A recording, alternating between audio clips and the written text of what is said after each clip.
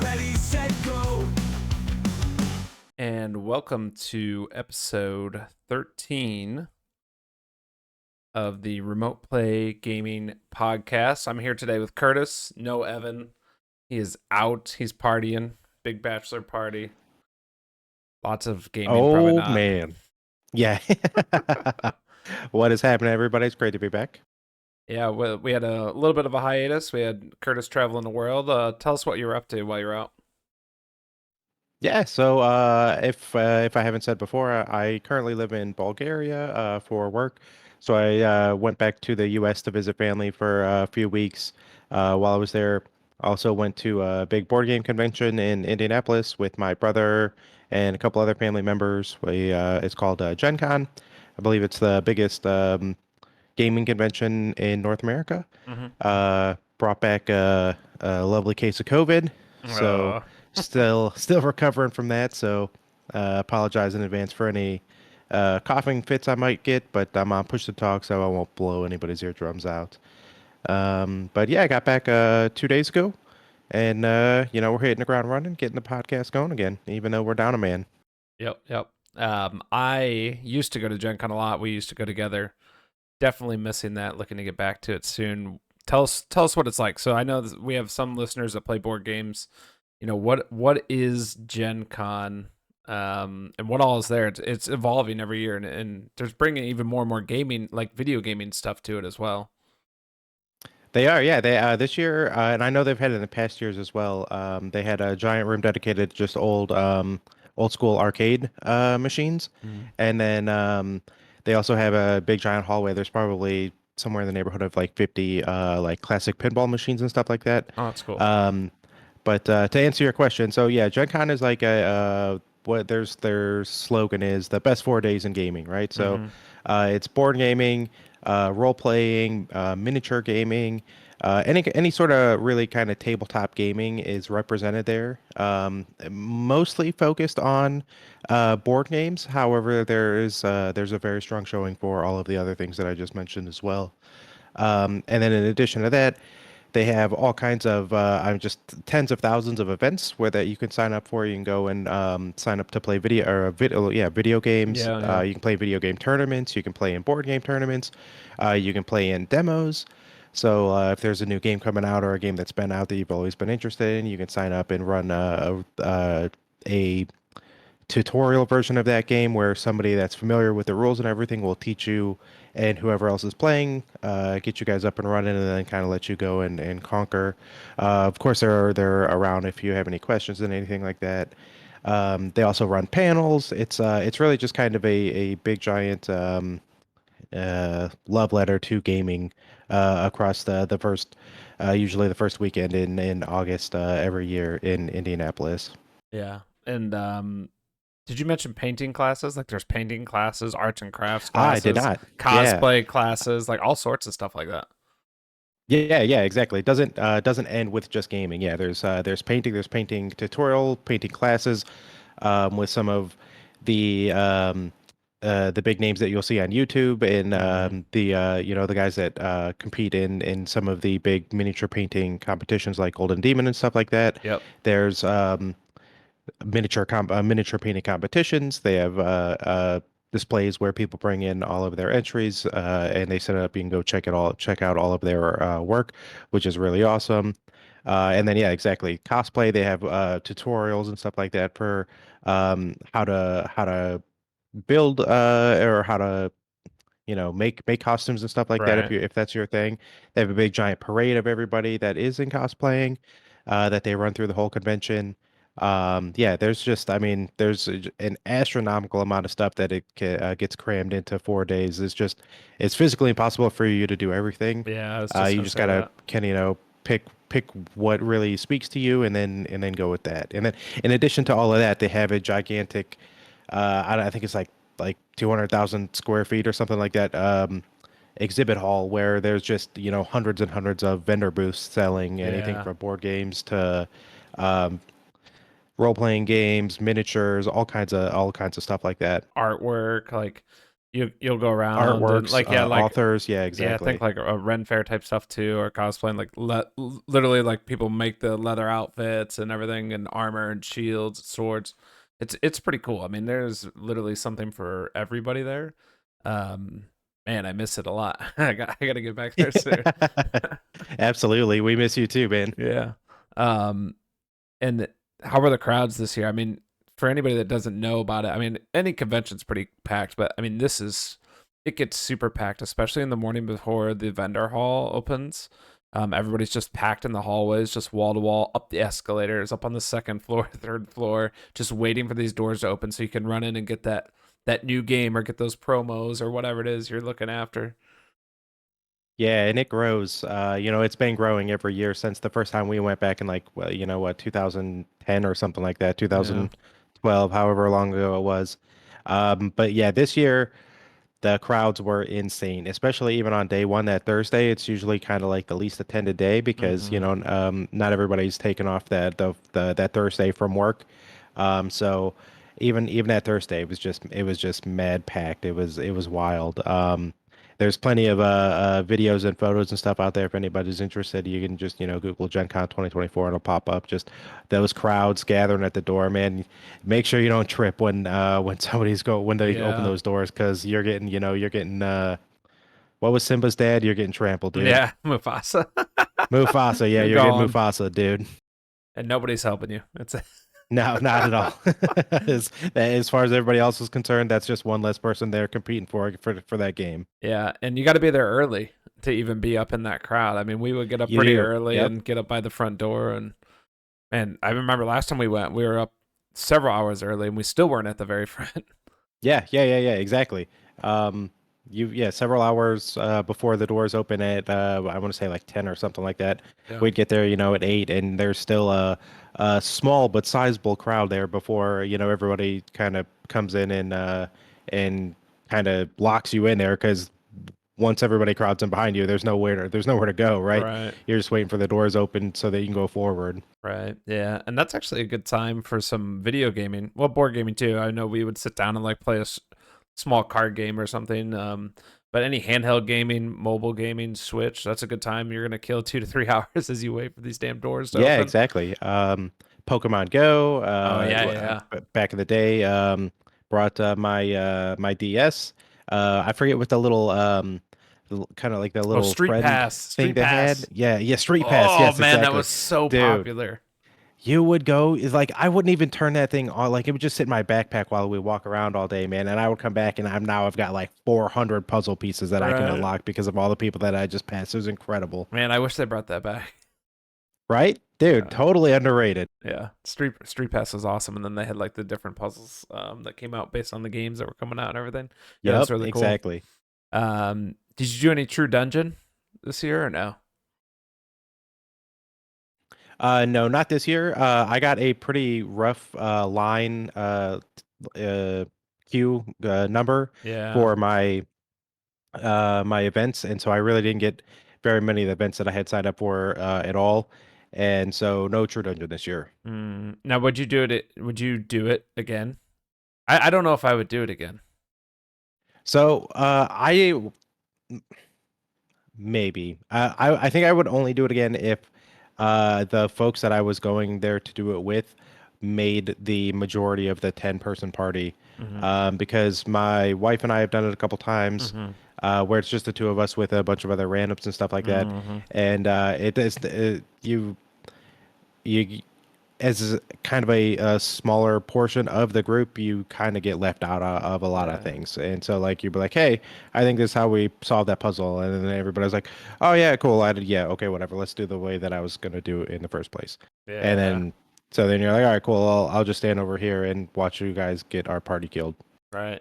Yeah. So for anybody that doesn't know what True Dungeon is the best way I can relate it to video games is think Baldur's Gate 3, think any D&D based game, Pillars of Eternity, like those RPG type things. You're dungeon crawling, right? So you go in there in real life, and your gear, your spells, and all that stuff is on little poker tokens, and they put essentially stickers on them with different stats and stuff like that. And there's rarity, and as you play through the dungeons and solve puzzles, beat monsters, there's treasure chests, and you kind of stick your hand in and like a grab bag essentially, and take a token out. You might get a common one, you might get a ultra rare one, some sword, and there's a huge resale market on these, and you would be shocked, I think, at the prices of some of this stuff. So that's kind of what a turn off for me was how expensive that was, and also you missed your push to talk button.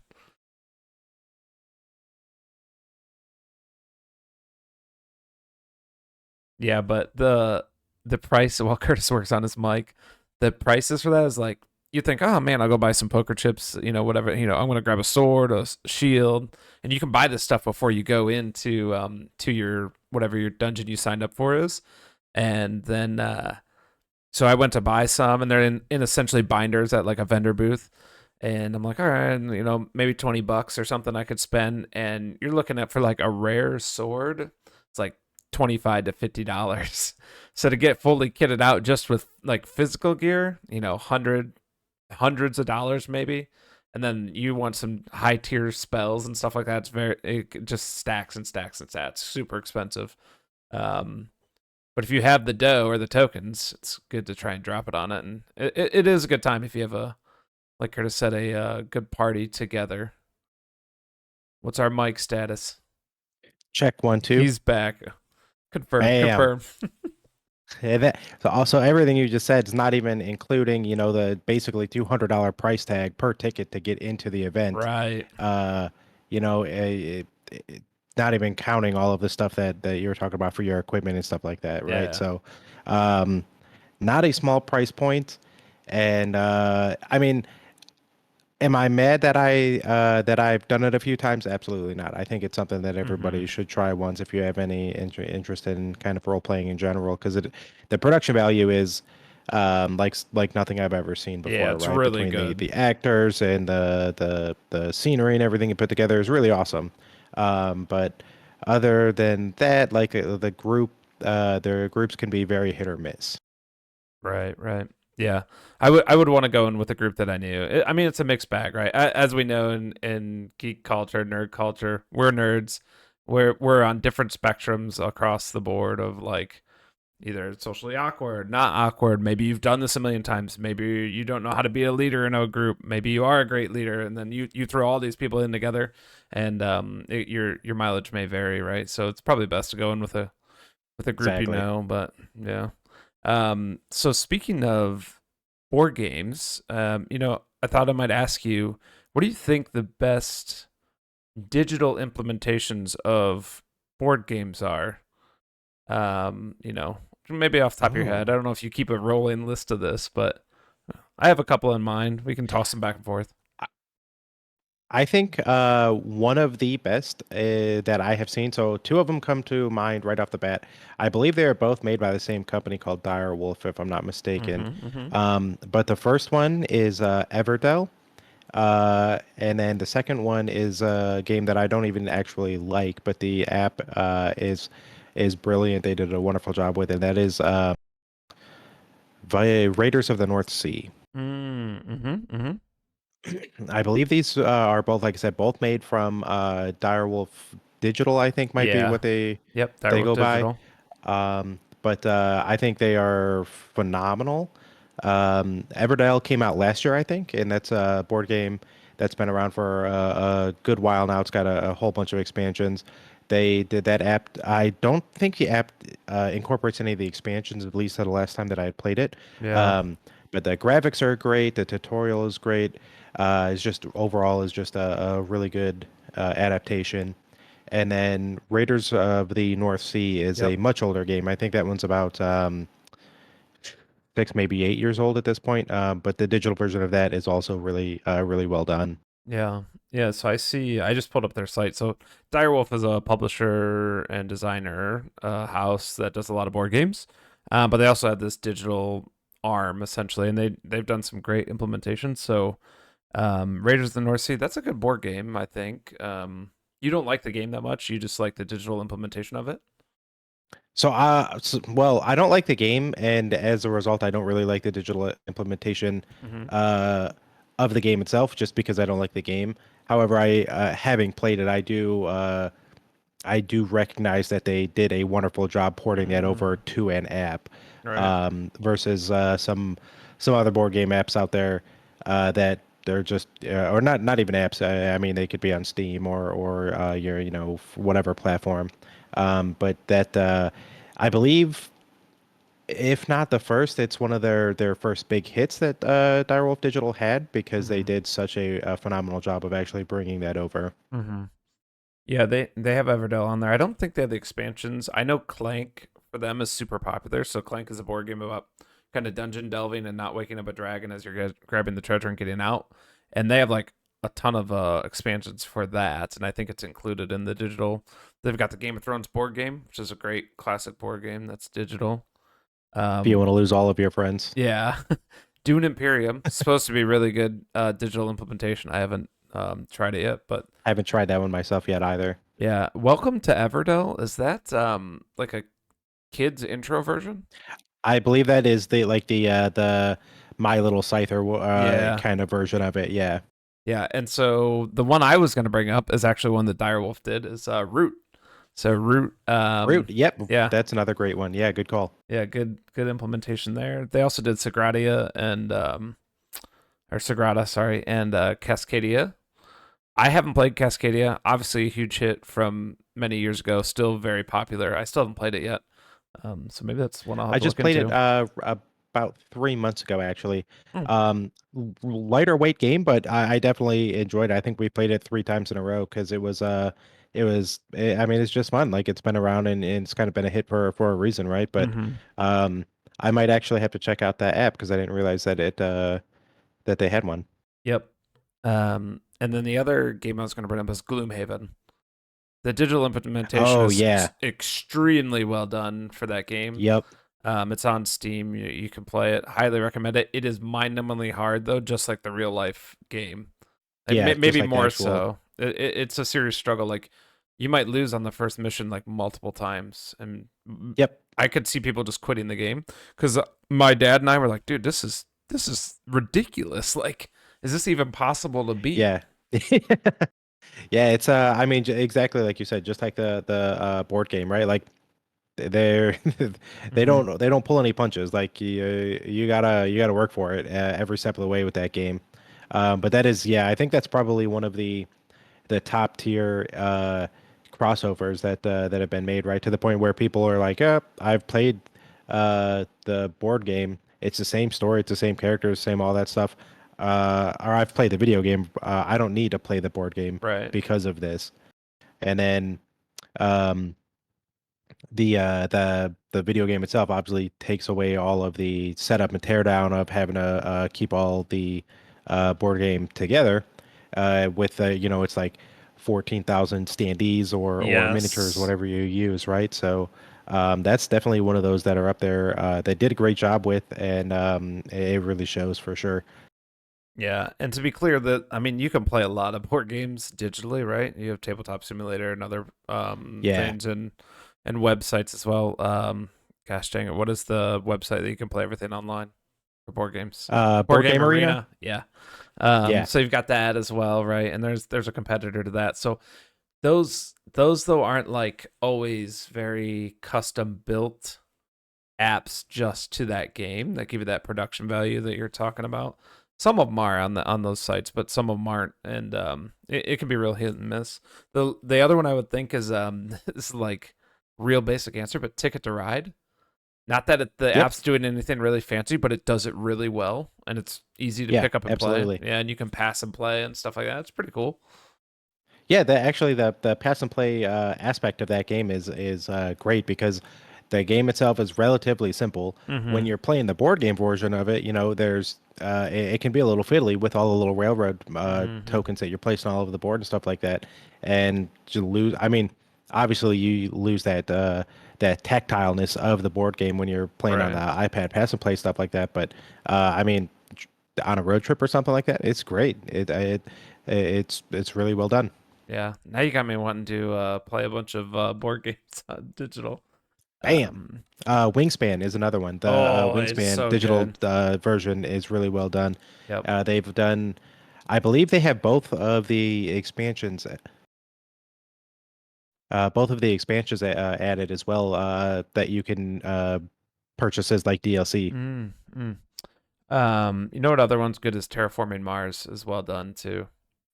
Yep, that. So I played Terraforming Mars, the board game, Mm-hmm. the physical version, exactly one time, and then I played the digital version, and I was like, I will never go back to the board game, um, because this is so well done. I don't have to deal with all of those cards, all of those pieces, all of those tokens, all of those hexes, anything Yeah. anymore, Yeah. because I have the digital version. It was is glorious. That's Right. that's I think the only board game, video game that I've ever done that with. Because a lot of video games, board game, a huge part of it is the social aspect and hanging out with your buddies and getting some laughs, having some beers, stuff like that. Mm-hmm. Mm-hmm. Um, but with that game in particular, I remember going, you know what, this is a pretty cool game. I like it, but there's just so much to Yeah. track. There's so many pieces. There's so many everything. And then I played the video game, and I was like, yep, cool. Never have to go back to that because this does everything I need. Right. Um, so speaking of, not that I work for Humble Bundle or we're sponsored by them, but Evan told me that there was a bundle going on for board games and it's got 6 days left. So by the time this is posted, 5 or 4 days left. But it's got Dune Imperium Digital, Calico, Terraforming Mars in both expansions, Everdell, Wingspan, Munchkin, Root, a 50% off the Root expansion, Scythe Digital Edition, and Sagrada. It's a really good bundle, and I think That's a very good bundle. the total's like $20 or something. Like, and we were looking at pricing out individual ones. Like, Dune is 15 by itself or something. Just on its own, yeah. Yeah, so I think we were Yeah, that's a talking wonderful about deal. buying it, and then maybe we'll give away some of these extra keys since we own some of these. We'll give away to some listeners. So, Oh, there you go. That's a great yeah, idea. yeah. If you're checking this out, stay tuned in the Discord, and we'll post some type of question or something like that, and randomly give these away. I love it. I love it. So I asked you about the best video games, but what about video games coming the other way down to a board game? Now there's less examples of this, but what's on your mind for this of good or bad implementations? So my brother, as you already know, and I believe he's probably mentioned this in the Discord at least 13 to 15,000 times. He's a huge Apex player, right? He Yep. plays in Apex tournaments. This is just like, I mean, while we were at Gen Con, a new update for our new season for Apex launched. This kid is surrounded by 70,000 other board gamers, never been at Gen Con before, and still every other word out of his mouth is like, bro, but that new Apex season just launched. Can you believe that? Like, we're missing it right now. And I was like, I wouldn't really say I'm missing it per se, but you know, I bring this up specifically because Apex, the board game, will Yes. be hitting stores sometime later this year, maybe very early next year. But from the folks that we talked to at their booth, they were expecting slash hoping to see like before Christmas that it would hit Mm. retail to buy. Uh, Now we demoed this game, Mm. um, and I have got to tell you, one of the most complicated board games I have ever played. Really? Um, Really? and yes, I was blown away at how much was involved with this board game. Mm. Um, I think they did it. I think they really had a bunch of extremely passionate Apex players involved in the development of this board game because Mm-hmm. there is so much of the video game there that I mean down to the mechanic that they have put together for just shooting, right? So, and I mean, the game doesn't have any dice. So I've never Oh. played a game where you're shooting at each other and it doesn't have dice, right? Yeah, it's always Uh, always dice. It's a percentage chance you'll exactly. hit the shot. So This game, based on all of the different weapons that Apex has, right? So there's a big deck of weapons that you randomly start with two, if I remember correctly, Mm-hmm. and then they have like little loot caches around the board that you can Mm-hmm. pick up and draw more. You can only keep two, but this is how you cycle Mm-hmm. through the different weapons, right? The shooting in the game is actually done by a deck of cards that just has a bunch of different numbers on them, right? And Nice. so your weapon card will say, I'm not familiar enough with Apex to know like the names of the weapons, but for example, like the battle rifle Mm-hmm. says it shoots 3 times, right? Yeah. And it needs a 40 to hit, Mm-hmm. right? So then there's this deck of cards. You flip over in a row 3 cards, Mm-hmm. and each time each card in that row Mm-hmm. takes a penalty after the first one to account for recoil in the game, Mm. right? Oh my So you god. flip over the first one and it's like, okay, that card is 50, just base 50, that Mm-hmm. one will hit. Then you flip over the next one and it's like 55 minus 10 because it's the second one and that's your first recoil shot. And then the third one you flip it over and same thing, right? So each of the characters from the game are all in there with like a ported version of their special abilities and stuff like Mm-hmm. that. Like when I played Apex, I always played the healer chick. Yeah. I Yeah. don't remember what her name is, but that's who I played in the demo as well. Um, and they did a great job of porting over like her special abilities and stuff like that. Um, we played we played this demo for an hour and a half and didn't finish the match. Um, and now this takes into account, the instruction of the Teaching and game from the guy that learning. was running it and Yeah. stuff. But still, it was so. And I've played some very complicated board games, right, and Mm-hmm. miniature games, even like Warhammer and stuff like that, that are very rules dense. And even I walked away from that going like, "Holy hell, that was a Mm-hmm. lot." But you're not saying it was bad. I have not heard that out of your mouth yet. So I won't say it's bad, but I won't say it's good either, right? Mm. So I really think you would be extremely hard pressed to find somebody that will love that game that is not already Besides a huge brother. fan of Apex to Right. begin with. Yeah, besides my brother, right? Um, that game, like I said, is just basically a gigantic passion project from people that were Mm-hmm. extremely in love with Apex, and it really does show. But for somebody that is just kind of looking for a game where you drop down a couple models and shoot each other, Mm-hmm. I mean, there are so many other options that are, in my opinion, much better than that one. Mm. And that was that a Kickstarter and was already fulfilled to people? Like people have it?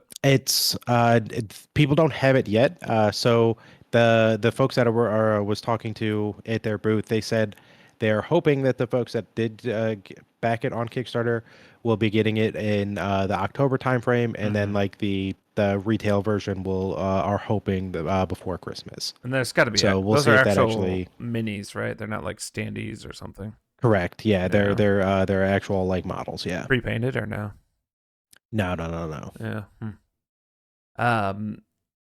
So a game that I can think of, video game to board game transition, that you actually bought at this Gen Con, Mechs versus Minions.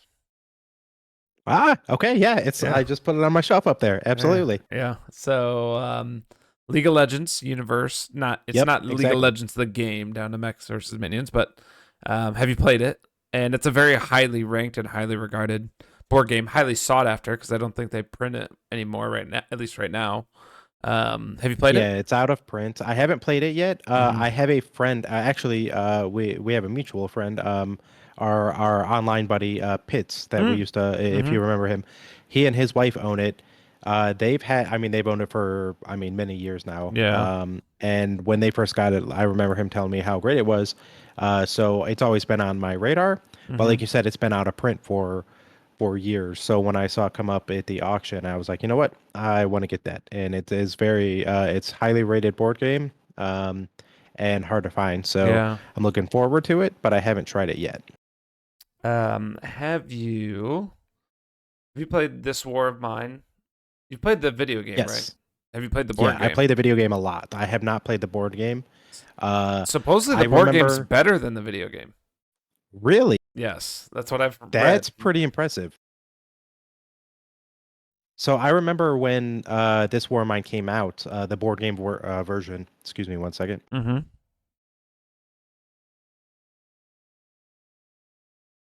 I remember when it came out at Gen Con. So it launched at Gen Con, and I remember walking by to get a demo, and that game just sprawled and sprawled Yeah, and it's sprawled. very And I big, right? was, yeah, I was so intimidated by it that I never looked into it beyond that because I Mm. was like, I already got Gloomhaven. I don't need another, table takeover. Yeah. So I'm super surprised to hear that people like it better than the video game actually.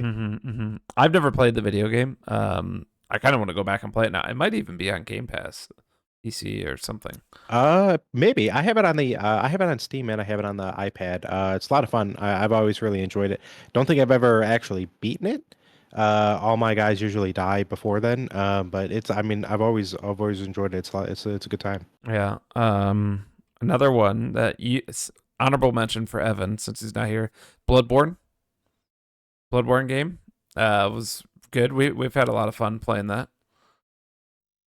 The board game? Yeah. Oh, okay. I see. I haven't played that one. Yeah, you did. You've played I with us, or did we play the card game? No, we played the board game. I don't think so. Really? When?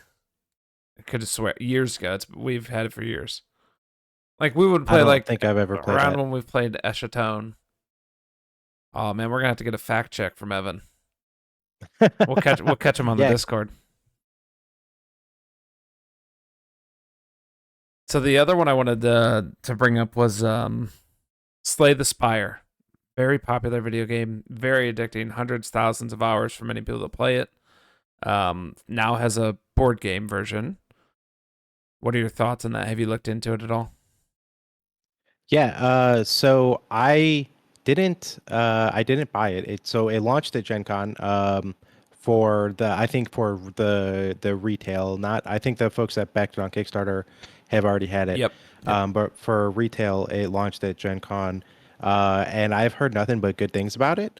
People really love the way that each person that's playing like has their own row of enemies, but you guys can um, work up who and when or who and what to attack. So like even though I have my own row of enemies, I can still attack stuff on your Mm-hmm. row to help you out if you like drew like only defensive cards or whatever. Mm-hmm. For me though, the one of the things that I like about Slay the Spire is, and I played Slay the Spire on my Switch pretty much the entire time that I was back home on my trip. Yeah.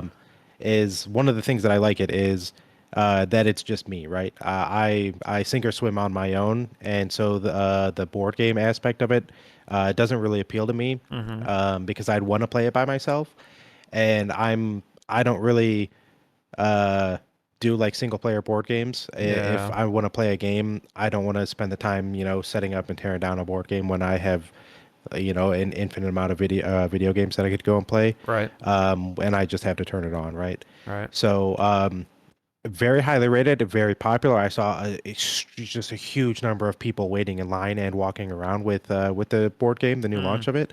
Um, just not something that I am particularly interested in. Yeah. Yeah. I think I'm interested in it, but I just don't want to pay for it. Like it's expensive. It's really freaking expensive here in Australia. I think I sent you guys a picture of one was in the local shop that they had kickstarted, and I don't remember what the price was, but I want to say like $200 a year or something. Yeah, Something crazy. Yeah, I would love to try it before I buy it. I think. absolutely. I Yeah. like the property a lot though.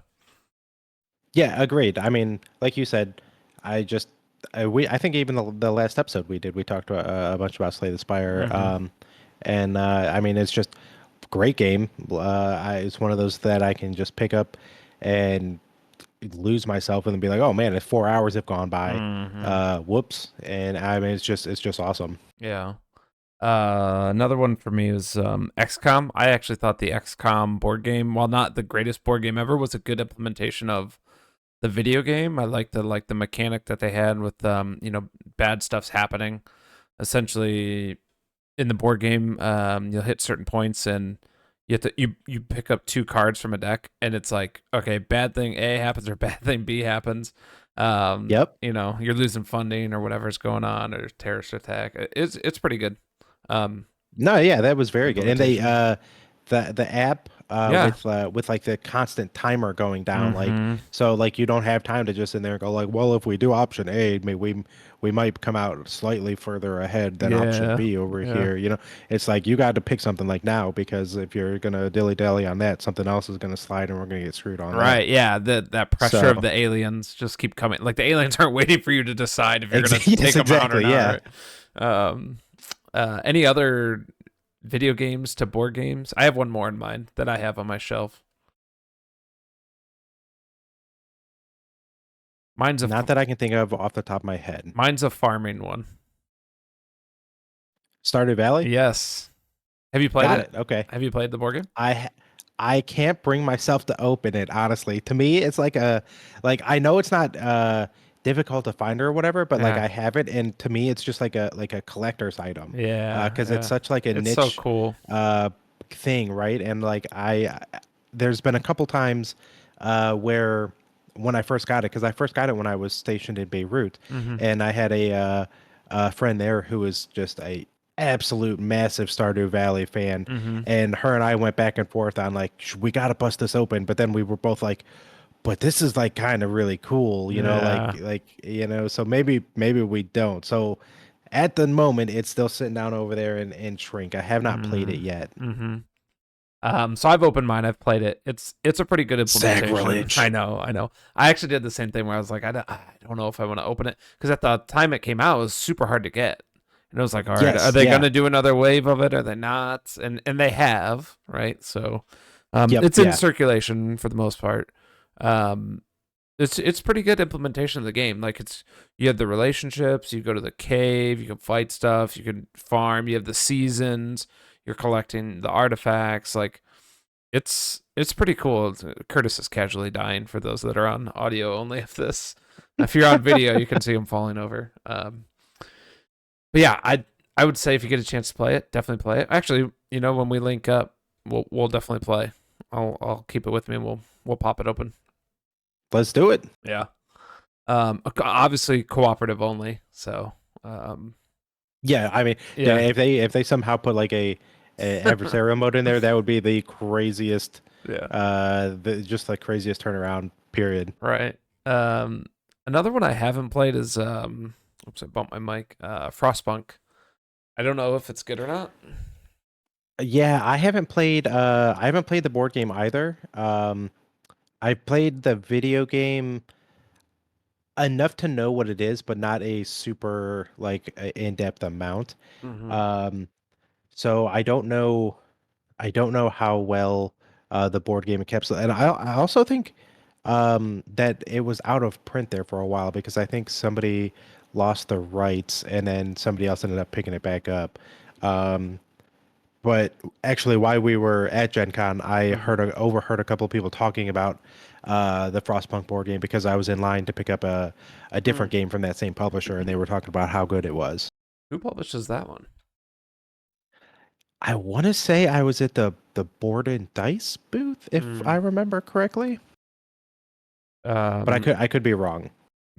Monster Hunter. I things just keep coming to my brain. I want to jump topics, but I like these games just keep coming. So there's Monster Hunter board game. Is Yeah, that one's Steamforge? Is that Steamforge? yeah.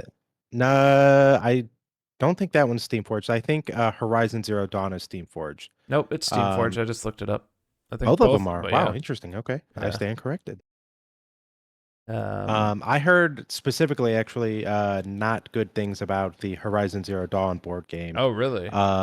Yeah, I watched multiple reviews on that, and then read multiple reviews from a bunch of different sources, and was not a great. Outside of having some really cool miniatures, Mm-hmm. the gameplay was apparently just not really all that good. I could say that about a lot of games from Steamforge games. Yeah, I know, Um, right? uh, the better version of supposedly the Monster Hunter game's like pretty decent, but I sent you that one called Primal.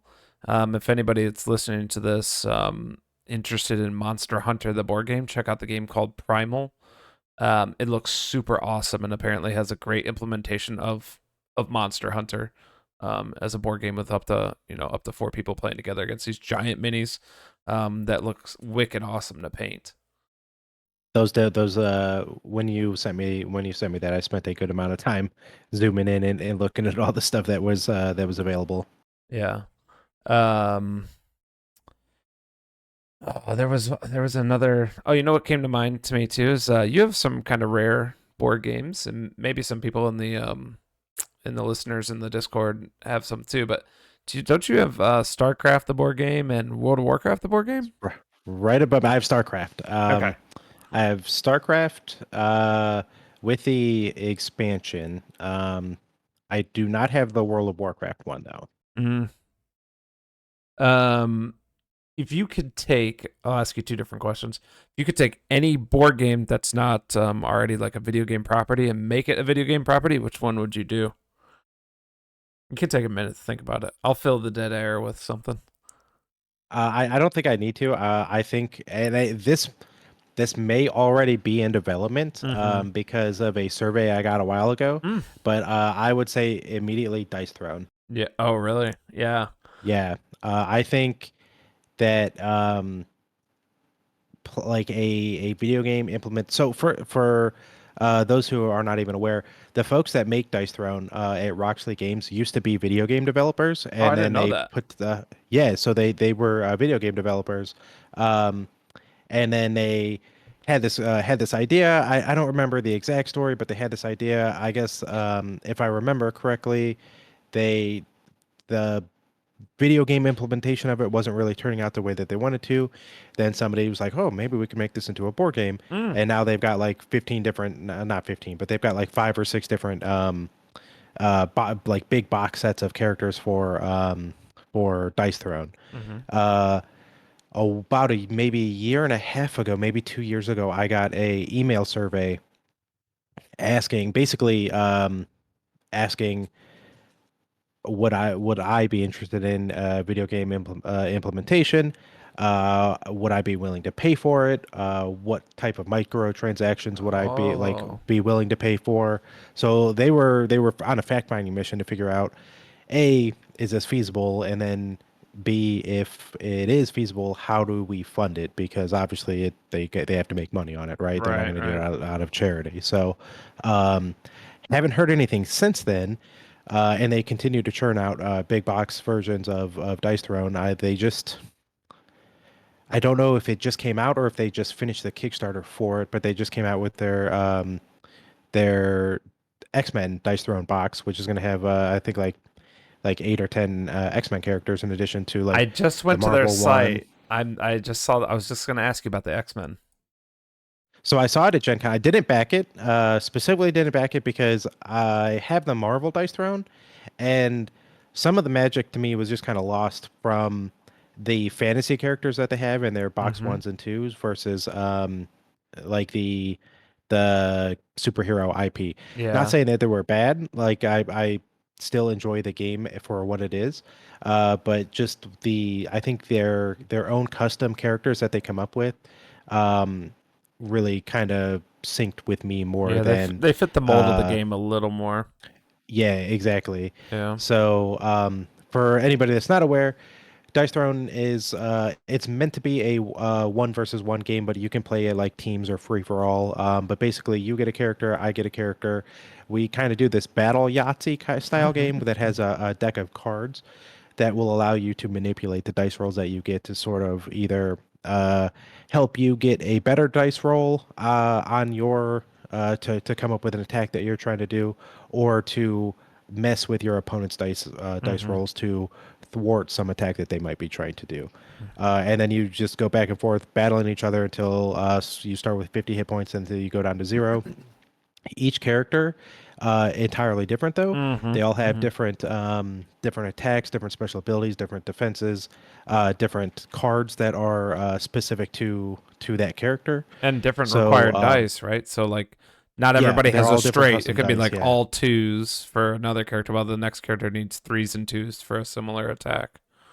Yeah, exactly. Yeah. So, um, easily out of all of the games that I have on my shelves, the Dice Throne is the one that has gotten the most play. Mm, Me and when I first got the first box, Haley and I probably played that every night for 2 months. Like we just couldn't stop. yeah. And I mean, since then we've gotten the second box and the Marvel Dice Throne box, and then the Dice Throne Adventures, which is kind of like their co-op dungeon explorer kind of game. And I just cannot recommend it enough to anybody.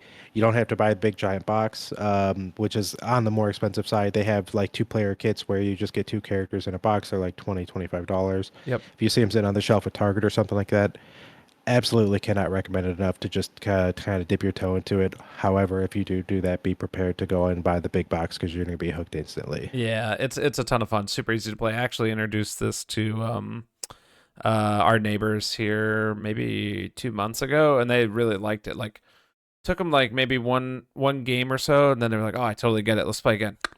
You know, chucking Yep. dice, picking different characters. It was a lot of fun. We played the normal dice throne, not the Marvel. But I remember when the dice throne came out, we were playing, and I literally told you, I'm like, you know what? And you're like, I think we're gonna say the same thing. It was like, this would be really good with superheroes. Like this is basically like you could apply this to superheroes. We both had the same idea, Yep. and a few months later they did that. Yeah, they launched the Kickstarter for the first Marvel. Yeah, exactly. And then And they said that they were not ever going to do a Marvel one again, and here they are with the X-Men, which kind of rubs me the here's the wrong way. X-Men. Yeah. So the next version, I got a inside scoop from one of the guys at the Roxley booth. Ooh, here it is. So World exclusive. so I'm walking by and homeboy is just chowing down on his Chipotle for lunch. And so I didn't want to bother him. I didn't even go over there to the last day. They were sold out of everything. Like literally everything that they had brought with them was Wow. sold. Like all of the stuff was just like penned through. It was like sold out, sold out, sold out. Um, and I just wanted to just tell the guy, I was like, hey man, love your guys' games. I own just about everything. Yeah. And he's in middle of shoveling Chipotle into his face. He's like, "Oh, hey man, really? Thanks for saying that. We work so hard on these. It's great to hear that. It's great to talk to our fans like this." Yeah. And then I was like, "All right, well, enjoy your lunch. We'll catch you later." And then as I start walking away, I'm like, "Oh, maybe we'll get an inside scoop on like the next box though, because rumor is the next box is going to be all new." Like original characters, they're not. It's not a new IP, right? Or it's not an existing IP. It's Yeah. all new, like back to your guys' roots. And Yeah. he's like, yeah, that's the rumor, all right. And I was like, any chance we might know when that one comes out? And he's like, well, you didn't hear it from me, but maybe in the next month or two, you might get an email if you're signed up. Oh, okay. So you heard that here first. All right. I love it. I love the world premieres, world exclusives, drops that we get. On their website, actually, there is under the More tab, there is a Dice Throne Digital. And when you click on this, it allows you to put in your email, which I'm going to do right now. Bam. And it says, "Are you interested in playing Dice Throne on Steam, Switch, and even your phone? We would love to see that happen in the future and are looking at ways to make this possible." So there you go. Just dropped it in there. Dude, that would be. It's been a minute since you've asked your question, but that would be my number one. Especially if they put in like a competitive aspect, like or ranked aspect, like Oh, yeah, Marvel Snap, right? yeah, Because the game is just so well balanced in almost every case. There's a few characters that are a little yeah, overpowered, but for the most part, I think the game is so well balanced that like I would be hooked on a competitive mode where I could just jam that out on I mean on my phone would be just game over. I'd be right. like, "Up, Go to the bathroom for the 30th time today. Bye. Yeah. We would never get you on the podcast again. You're like, oh, sorry guys, I'm busy. They are releasing a Marvel Dice Throne Missions box that looks to be very similar to kind of the Dice Throne Adventures, but through Marvel, and you fight. Looks like Yep. Mysterio, Mystique, Mister Sinister, and Hela. That's cool. I like it. Dig it. I saw the they had it a copy of it set up there Mm-hmm. for like display essentially, and Oh, that's okay. pretty much exactly like you said is what it looked like. Is a Dice Run Adventures kind of way to use your X-Men characters Yeah, and Marvel characters. I'm super interested in that. Hmm. Okay, I've got two answers for the same question. The first one, Twilight Imperium 4. If we could get a digital version of that, I think it could be really interesting. It could blur the line of crossing over into like an existing 4X game though, so I wouldn't want that. I would want it to be that what the board game brings, but to not have to coalesce everybody in the same house. It's a hard thing to organize. For everybody that doesn't know, it's essentially a 4X video game in a board game. Everybody plays a different race, an alien or human or cat people race, and they all have different powers and different economy and mechanics. And you're essentially like exploring the galaxy, flipping over these hex tiles and building up your economy and building up your fleets. And there's different ways to victory, and there's a lot of bartering and hey, I will attack these other guys if you forge an alliance with me. But nothing's binding, so there's tons of backstabbing. There's a lot of backroom deals, espionage, deception, all sorts of stuff, and it's usually played over the course of like 8 to 12 hours, if not two Yeah. days, like a whole weekend. So to have a digital version of that that's maybe a little bit more tighter and gets played maybe more often than once a year or once every 5 years would be pretty cool. Yeah, I agree. I don't know how you would do it though. Right. That's the only because that game is just so much. I Mm-hmm. feel like to make a video game version of it, something multiple things would have to be cut, and then I don't think um, not that it would have to be cut, but to make it in a way that you're not going to have to sit there and devote 8 hours sitting at your computer. Mm-hmm. I think something would have to be cut. I mean, there just by virtue of it being digital, there's going to be some things that can be streamlined, Mm-hmm. like you're moving all your little pieces and stuff like that. Mm-hmm. But I don't think it's going to cut enough time off of that to where it would be, Worthwhile. um, yeah, maybe not worthwhile because I think you would still have an audience for it because the people that love Twilight, right? Mm-hmm. So um, I just think it would be. I would be super interested to see how somebody would put that together. Right. I own it, and I've only played it once, maybe twice. I think I've done twice. I think I did a smaller game, and then we did the one bigger game. Probably some of the most fun Yeah. board gaming I've ever had in my life. Um, Yeah, I mean, every time you play it, you come away with just ridiculous stories, right? Like, right. um, and yeah, like I completely agree. But like you said, it's extremely difficult to get it to the table because you need to make it a good match. You need 4 or 6 players that are all going to be able to devote the entire day essentially or the entire weekend to it. Right. And unfortunately, in our old age, that just gets harder and harder, right? Yeah. I remember specifically the last time we played that there was some type of alliance going on. And essentially what we did was like everybody came over, we cooked breakfast as the rules got explained. We served up breakfast, we're explaining the rules. We start playing. At a certain point, we took a lunch break, and there was alliances being forged throughout the game, right? And there was like 6 of us, and it was like, these two were kind of being buddy, these 4 were kind of being buddy buddy. And I took somebody from the opposite team, James. I say team, but he was not really being in an alliance with us. And I took him. I'm like, hey man, let's go pick up the pizza.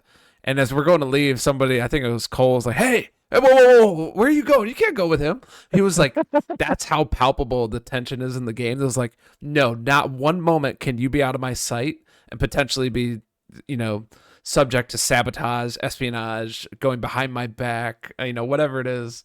And Yep, we ultimately ended up absolutely. making a deal. I think I bought the pizza or something. I was like, hey man, I'll buy your dinner. All I need you to do is move those ships out of that sector, and that's I'll it. buy your dinner. And that's the type of stuff that happens, man. What I mean, anything goes, and it's a wild experience for a board game. That's incredible. Oh my God. Dude, I got that pizza for you if you just let me get that sector. I just need that planet for 2 turns. That's it. Yeah, yeah. And it's like, save $20, pizza and beer. Yeah, and come on. Uh, That's just, I love that so much. I love yeah, it. yeah. I'd also What was the say, other one? the one behind you, Star Wars Rebellion. I don't think it's a digital one already, right? Not that I'm aware of. Yeah. Um, I would definitely like to see that as well, though. That is so. I love playing that game. It hurts my soul a little bit that it's only a 2-player game. Mm-hmm. And I know they have a 4-player version, but It's realistically, it's yeah, it's two stupid. player. Yeah. Yeah. Um, and so, um, but then at the exact same time, knowing that it's like there's no other way to make that game as intense as it is without it just being a 2-player game. Oh yeah. Oh yeah.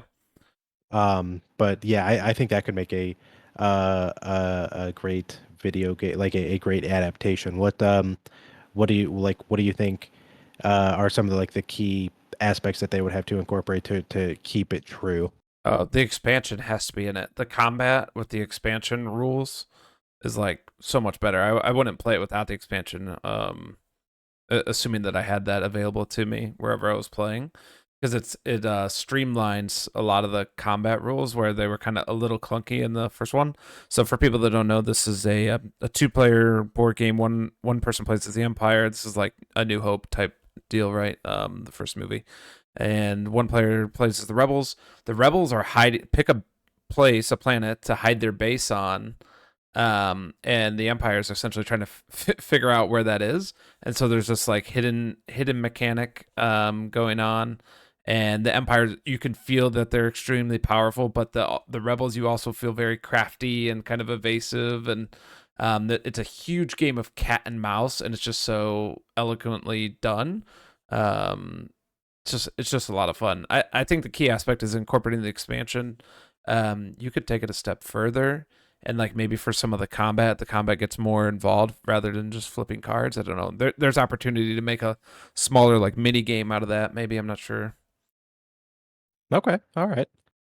Yeah, I mean, the for those who haven't played or haven't seen it before, like you unfold the board for the game, like he was saying, the board is just like 30 different planets, right? That's just all the board is just Mm-hmm. just a bunch of different planets.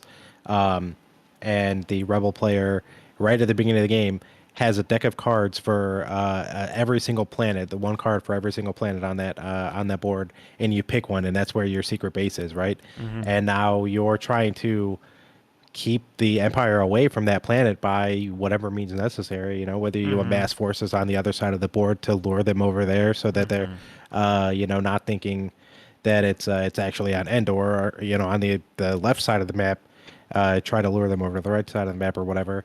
um, but yeah, the tension in that game from pretty much turn one is unlike most, if not all, other games that I've played for sure. Right. Yeah. I Yeah. think It's a really good one. I think in like a adaptate like a video game version of that would be really cool. I agree. That's something I hadn't considered. Yeah. So let's flip the script and do video game to board game. So we talked about some of them that have already occurred, but what's a video game that you'd say, hey, this might actually be a good board game. There might be something here to either play together or against each other or what have you. So I want this is kind of a cop out actually. However, I've answered this question in the past, um, and that is Halo. Mm, Um, but Halo is coming out in it might already have launched. It's called Halo Flashpoint is the board game that they're putting out. Um, they had advanced copies available at Gen Con, so if it's not mm, already out, it will be out imminently. Um, but yeah, Halo is definitely one. that I've always been interested in bringing to the tabletop. As To be clear, it is sold out. I just checked the site. So sold oh out across snap, all of it. Yeah. gone, Keep going. missed it. You got to wait till print till the second printing. Yeah. Um, so yeah, that one is not a not so it's a board game, right? It's not a tabletop like war game or skirmish game or something like that, which I think is very important. While I personally would have loved to see it be a skirmish game, I think it's a much easier sell to get people into those style games by making it more of a board game, and so I'm all for that. I've already pre-ordered the bigger edition. They have two versions of it. One's the Recon edition, one's Yeah. the Command edition or something like that. Spartan edition. Yeah. Spartan edition, yeah. And so the one that comes out has only Spartan models in it. However, the company Mantic Games that is producing it has already said that there will be Covenant models coming to as expansions and stuff like that in the very near future. So they already have like a roadmap built for it. Yeah. Um, They have 4 elites on the webpage painted like the miniatures, so they definitely have the models and stuff already. Yeah, exactly. Yeah, actually, the command or what was it called? The S- Spartan edition, Yeah. I think comes with a couple of those elites Oh, okay. Cool. as a kind of like a teaser basically. Ah. But that's like the more expensive version. The Recon version is the hey, you've never played a board game like this before. Buy this one. If you don't like it, then it's a little less costly. It's less pieces and stuff like that. Or if you're a giant board game nerd or just giant Halo nerd, here's the bigger version. I think it can support more players and it's got Mm. a whole lot more models and stuff like that for dweebs like me who like to paint little plastic dudes. I also like to paint little plastic dudes, so and I'm getting my Dweebs family like into us it. that like to paint little Yeah. plastic dudes. Um, There's one. So it says find like a stockist, like a store that has it. There's one in all of Australia. It's in Sydney, so I'll have to check that oh out. man, Ohio. Let's look I at grab a plane over there to go buy it. Yeah, Ohio's gonna have it. Sweets and Geeks is gonna have it in Medina, and I guarantee this is Recess up here. Nobody's from Ohio that listens to us. Probably they're probably like, no, Recess is not on the list. Oh snap! Refuge Gaming in Brunswick. Never heard of it. Never heard of that one. That's a new one. Yeah, interesting. Okay, so you picked Halo. Oh, you blew me away with that choice. I didn't think you were gonna say that. So now Interesting. I gotta think of mine. I thought you were gonna come with like I don't know, like a better implemented like World of Warcraft one or something. Um, The world. is that one Yeah. actually pretty So good the though? I've never played it. I have to imagine probably not. That was um when those games came out. Like that was at the infancy of the board game explosion that we've seen over the last like 15 Mm-hmm. years, right? Mm-hmm. Mm-hmm. Um, those big box games from Fantasy Flight, not all of them were great initially. Like they had their golden years where everything they put out was just incredible. But I think the World of Warcraft, I think the StarCraft game, I think those sort of predated that. Even the StarCraft game, I mean, I love StarCraft. I've talked about that on multiple episodes Right.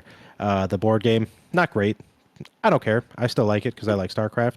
Yeah. But I can recognize that it's not that great of a board game, right? Right. I have to believe that the World of Warcraft one is similar. Um, I've not just I can't remember where I saw it set up. I've seen it like set up and like demonstrated and stuff like that. I've Mm-hmm. just never actually sat down and played it. But just knowing the era that it launched in, the era of modern board games that it launched in, Mm-hmm. I just don't think that it's gonna be great. Right. Mm-hmm. Trying to think of I don't know if I have a great answer to my own question here. Halo is a really good I mean you could say Gears of War, but there already is a board game. Um Yep.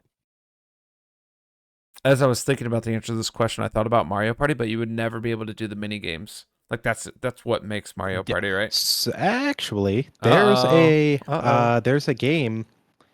I cannot recall the name of it. It came out. I want to say it came out last year. Mm-hmm. Basically, the game is uh, I want to say like 6 or 8 mini games. Obviously, not the level of mini games that you find in Mario Party. Right. Um, but the entirety of the game is just a bunch of different mini games within the game. Um, Let me see if I can find the name of it real quick. Give me 1 second. So it has been done. It's fairly well received as well. Mm. But so like you might be a little bit surprised at how it could be implemented. Mm. Yeah, that does sound interesting. I guess I just thought of like the sheer amount of mini games is kind of what really helps Mario Party. I mean, don't get me wrong, they're good, but just having that huge bucket to pull from of like 100 mini games, Yeah, for sure. you Yeah, don't get the I mean, same your one all the box would be time. just insane. Like your box would weigh 50 pounds. Yeah. I would love to see a good implementation of a tower defense game. I mean, there are some, Castle Panic and some others that are like tower defense esque. And Yeah, maybe, Cloud Spire.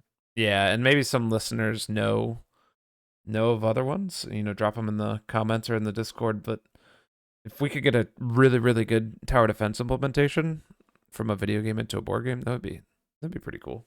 I guess that's not IP, like a specific IP, but Yeah, it's some more of a genre, but yeah, I yeah. mean, um, I think I think that's what Mex for. I can't find the name of that game. I'll look Mm. it up. I'll text it Hmm. to you. I can't find the name of it off the top of my head, or off top Google's head, I guess I should say. Um, but Mechs vs Minions, I think, is sort of like a uh, quasi tower defense esque Mm. board game. Okay. Um, Once I get it to the table, I'll give you full review and let you know. But from what I remember reading about it, I believe it's a little bit in that genre. Okay. Um, the I played a game that I was talking to Evan about last week because we were looking up tower defense games on the Steam. There was a tower defense like festival, sale, and there was an interesting one that mixed like Tetris with tower defense. I can't remember the name of it, but essentially you got these Tetris cards with the different Tetronimo blocks, and you had to build your maze with those, and then you could place the towers on them. I don't know if it was fully fleshed out enough for me, but it was an interesting concept. I'll pull up my Steam later and let you know what it was. Um, so sorry. So you guys have this one, or you guys There just was heard a about it? demo. No, there was a demo. Like I actually tried it and played it. Okay. Here I'll pull it up. There was a couple decent Merchant's games in it. Cove is the name of that board game. That's Merchant's basically mini Cove. games. Yeah. Merchant's Cove. You heard it here. Go buy Merchant's Cove, the board game. I mean, it's decently rated. It's not super expensive. So Interesting. sorry, I didn't mean to cut you off there. I just happened No, you're to fine. find a Reddit post. No, you're fine. That game was called Ember Ward. So Ember like fire, Ward like warding something off. All one word, Ember Ward. And there is a free demo of it, and it was actually pretty good. Like the production value is not bad. Mixes the Tetris with the tower defense. Oh yeah, okay. I remember uh I think Evan sent this to us and I saw it on you, or maybe you sent it to me. Mm-hmm. Saw it on YouTube. Watched some gameplay. Actually, this is a different one. I saw something that looked extremely similar to this, but these graphics look more cartoony compared to the other one that I saw. Yeah, yeah, But no, yeah, I completely agree. Like kind of using the little Tetris aspects to make lanes for the attacking monsters, stuff like that. Super yeah, cool idea. yeah. Speaking of Steam games, ooh, voice crack. We'll fix it in post. Speaking of Steam games, have you played the latest Valve game that is in private testing right now? And I say that with air quotes private testing as like 20, 30,000 people play this game. and was it The Verge that got in trouble for putting an article up about it. So it's like an open secret, but you don't talk about it. It's like Fight Club, right? It's like don't talk about it. Have you played yet? No, I have not played yet. I haven't actually even turned my computer on. I've only been uh, back home for, let's see, what time is it? For 50 hours at this point. So I haven't. Got it. Oh man, I your voice oh man, cut. what? Your voice cut for a second, but you're back. You're back. We just had to get I'm the back. I'm back, baby. we had to get the packets over from Uh, Bulgaria. There you go in snail mail. So yeah, I have the invite, have downloaded it. I haven't tried it yet, but looking forward to it. I did not realize that somebody actually posted some stuff about it though. So Yeah. did they take it down or did they be like, "Oops, our bad, but we're gonna keep it up"? No, it got taken down. And It is I'm okay. almost positive it was The Verge. Is Tom Henderson The Verge? Um, Verge Deadlock. The game is Deadlock, by the way. I don't even know if we said the name. We did not because it Yeah. was a secret. It's So, Fight Club, dude. You just ruined it. oh shit. Oh, they're coming for me. Valve snipers. Duck, duck, duck. Yeah, The Verge under fire for publishing info about Deadlock. Yeah, so it's like a 6-on-6 shooter, kind of like Overwatch. It's like Valve's take on Overwatch in a way. I don't want to say it's exactly like that because I feel like saying that is people that just call it an Overwatch clone or people that haven't played it. They just looked at it, right? So, I got on, tried it out. Unfortunately, I tried it on Steam Deck first. No matchmaking supported on Steam Deck. And there's only certain matchmaking hours, like days and hours. It kind of enables the matchmaking. You can jump in, play. But if you get on at the wrong time, matchmaking doesn't work. But on Steam Deck, you can play the practice mode. So there's like tutorial and stuff like that. So I kind of got the hang of it. A lot of placeholder assets in there. So, you know, don't go in expecting it to be the final product. But if you're in our Discord, maybe we'll drop like a question of the day or something, and then do some invites based off of that. Because once you're in, you can go to the menu of the game and send out some invites to other people, which I haven't done yet. So looking forward more to That trying that makes two out. of us. Yeah. So we got invite keys to spare.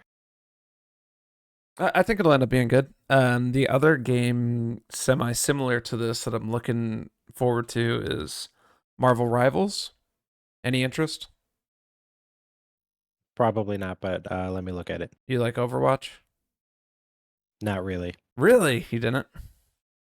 Thought you were all about May I mean, May. yeah, I liked it when it first came out, and then kind of the shine wore off relatively quickly for Gotcha. me. So Is this the one that is this a new one or is this one that's already been out? Because I've seen another like battle royale game of Marvel previously. Is this a different one? so not a battle royale, 6v6 hero shooter, a couple different modes, Sorry, escorted thing. that's what I Yeah. meant. Okay, yeah. This has been in closed beta, Okay. and closed alpha, so it's close to launch. Free to play. Obviously, you pay and buy different outfits for your different heroes, but they got a huge roster of heroes to launch. It looks like it with more coming, and most of the videos I've watched have said the game's pretty good. I'm still trying to find an invite. I don't have a lot of friends, so working on that bit. But I'm super jazzed to try this out because it looks pretty unique. I remember the one clip I saw was like Doctor Strange is in the game, and like you This literally is can use exactly his the portals. same one. Yeah, you can use his Yeah, portals. He set up the portal like by their spawn, and they just fell off the cliff over and over. hilarious, dude. The door opened right up and they just jumped right off the edge of the map. It was so funny. Yeah, dude, that was awesome. But yeah, it seems pretty cool. So I'm super interested in playing that.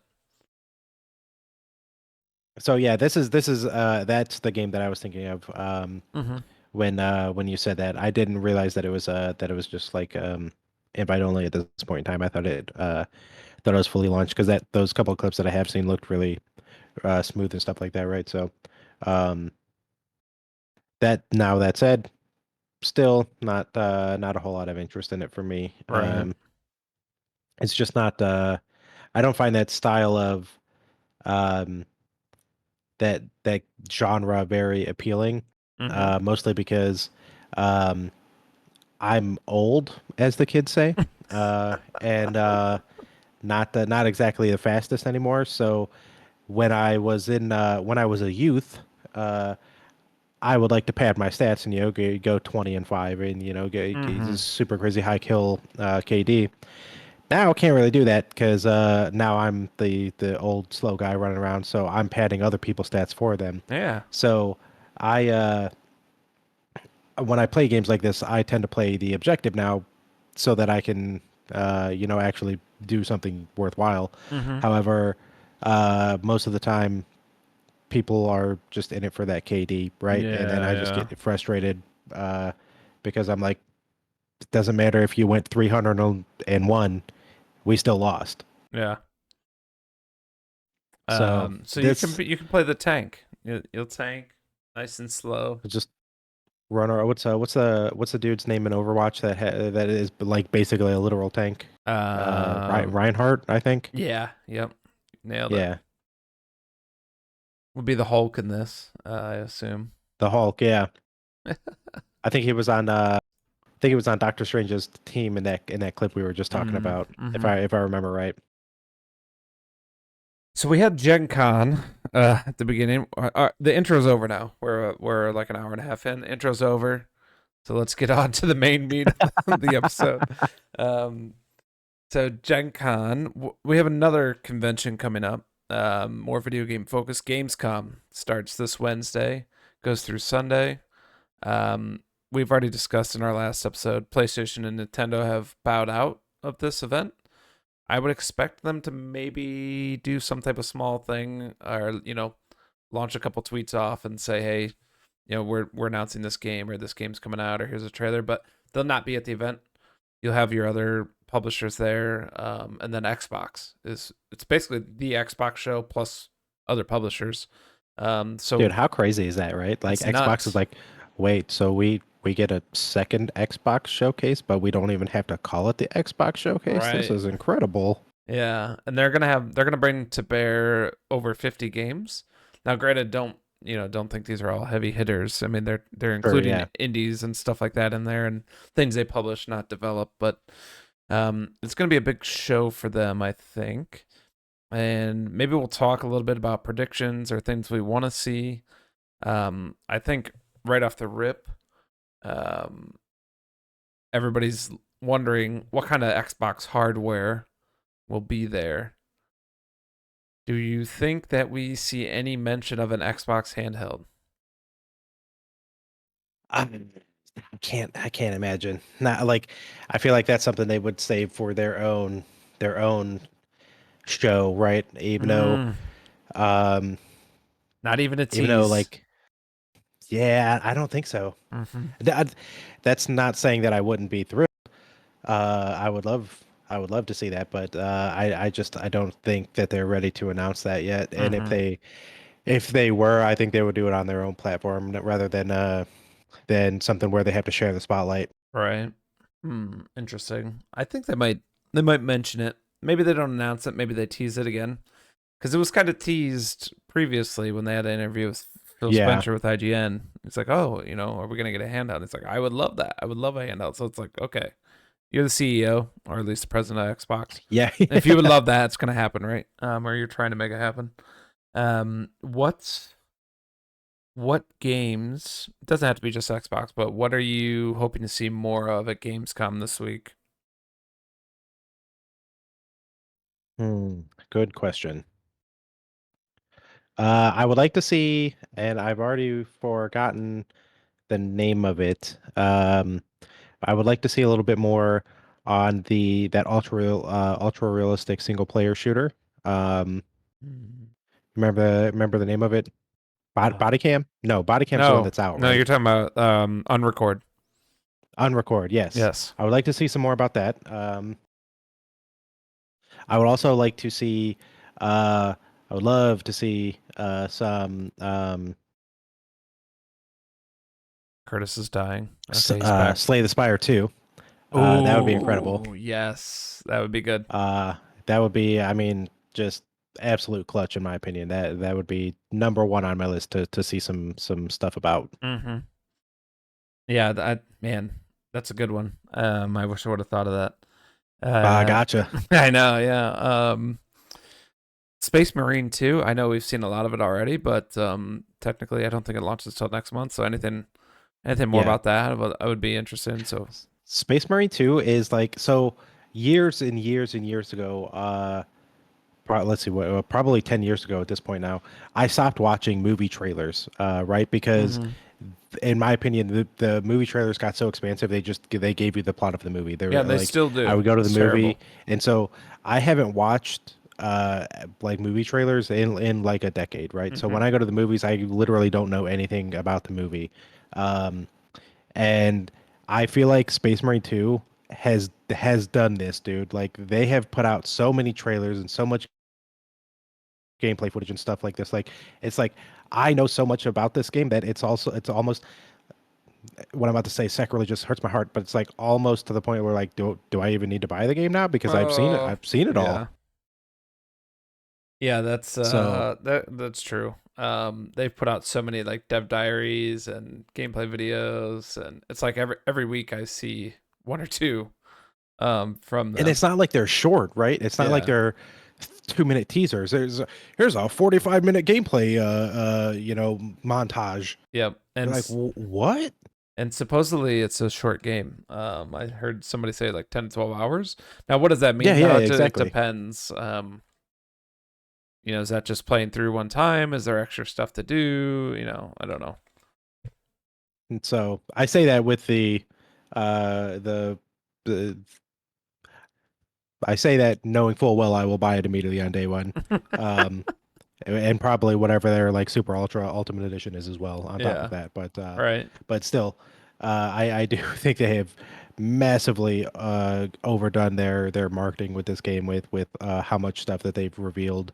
I had to go into movie trailer mode where I quit watching them, right, because there was just so much. Right. I want to see more of Expedition 33. So Oh yeah, okay, yeah, I want to see some more of the gameplay of that because it looks pretty cool. yeah, I would love to get a code name or hardware name of the Switch 2, Switch successor. I know it won't be at okay. Gamescom, but last year's Gamescom is where the rumors started spinning that execs were there and had been discussing with the big devs and publishers, like, hey, this is the hardware, here's the specs. Start porting your games, developing your games. And so for this year, I would like if that during this week or the following week they dropped a tweet or whatever. It's like, hey, yes, new hardware is coming. It's called the whatever, the Super Switch or whatever. You'll see it in April 2025. Like that would be a big time for me. And I know it would for Evan, so Okay. kind of representing Evan here for Who? that. What about Star Wars Outlaws? Comes out shortly. You Yeah. gonna play it? Comes out next month, I think, right? Yep. Yeah, we'll probably see more of it there, obviously. But are you gonna Yeah, play yeah, that? yeah. Yeah, I think I'm gonna play it. My boy, me and him go way back, Jake Baldino. He got some like early hands-on with it, and Mm-hmm. he was pleasantly surprised. He really seemed to like the I don't think it was alpha level stuff that he got to play, but it wasn't fully baked. But what he did get to play, he had some really good things to say about it. Okay. And so I'm looking forward to it. I don't pre-order games anymore. I don't think anybody should pre-order games anymore. Yep. But I am very much looking forward to when that one comes out. And we'll probably, if I don't buy it, then it will definitely be a day one download for me when it gets on Game Pass through EA Play. Right. Yeah. Um. Yeah, that's a good point. I'm feeling pretty positive about it. I wasn't sure how I felt at first when it came out. I liked that they were gonna go a different direction and not do all lightsabers because they've done a great job with Survivor and oh god, what is the second one? Outcast, No, that's the old game. Either the way, better one. the Jedi series, Yeah. both pretty good games. But I'm happy to see they're going like Eh, a bounty hunter, right? Ah, you didn't like them, huh? eh. So okay, All right, I here we think I go. think we've talked about this before. Yeah. Uh, I didn't. I didn't love the gameplay. I didn't hate the gameplay. I thought it was all right. But what I have a significant issue with is video games and not just not this the Star Wars games, but video games in general taking like celebrities and Mm-hmm. then making them their main character, right? Because if Mm, I see that actor or actress in a TV show or a movie or whatever and don't like them, automatically ruins the game for me, right? oh, Uh, okay. because now not only do I have to look at this individual knowing that I don't like them for whatever reason, maybe I don't like their acting, maybe I don't like something that they stand for or whatever. Yeah. Um, but now I have to play that person. It's so like I just I don't like that guy. I don't think he's a very good actor. In obviously in my opinion, I didn't like him as the I've seen him in Joker. several things. Didn't was he what was he the Joker in? He was teased as the Joker in one of the TV series, like one of those Uh CW type okay, shows. yeah. Oh, probably the Penguin or something. Yeah, something. I don't know. Okay. No, so I hadn't seen that. But yeah, so not a big fan of the actor in general. And so when I was playing through the first one of those, Mm-hmm. I couldn't separate that from every cutscene and every time like the dude talked and stuff like that, right? Yeah. And had the same problem.